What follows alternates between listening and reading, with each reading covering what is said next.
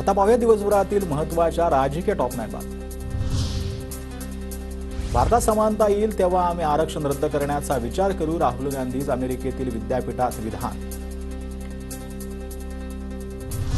राहुल गांधींनी काँग्रेसच्या आरक्षण विरोधी खरा चेहरा उघड केला। आरक्षणाला धक्का लावण्याचा कोणताही प्रयत्न आम्ही हाणून पाडू, योग्य वेळी काँग्रेस आरक्षण संपवण्याचा विचार करेल, या राहुल गांधींच्या विधानावरून मुख्यमंत्री शिंदेंचा हल्लाबोल।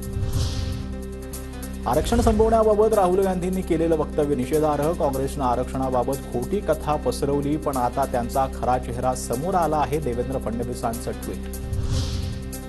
देश तोडणाऱ्यांच्या पाठीशी उभं राहणं ही काँग्रेसची सवय। राहुल गांधींनी आरक्षणासंदर्भात अमेरिकेत केलेल्या वक्तव्यावरून अमित शहांची टीका। एखाद्या विषयावर वेगळं मत असू शकतं, पण कोणतीही नाराजी नाही, सोमय्यांचं स्पष्टीकरण। तर राज्यात पुन्हा महायुती सरकार येणार असल्याचाही विश्वास व्यक्त। सोमय्यांनी ज्या लोकांविरोधात आवाज उठवला ते आज खुर्चीवर बसले, मात्र पक्षासाठी लोकांशी विरोध पत्करणाऱ्यांना भाजप विचारत नाही, अंबादास दानवेंची टीका। मनसेची आदित्य ठाकरेंविरोधात विजन वरळी ही संकल्पना। विजन वरळी या टॅगलाईन खाली राज ठाकरेंकडून पुतण्या आदित्य ठाकरेंविरोधात प्रचाराचा नारळ फोडला जाणार।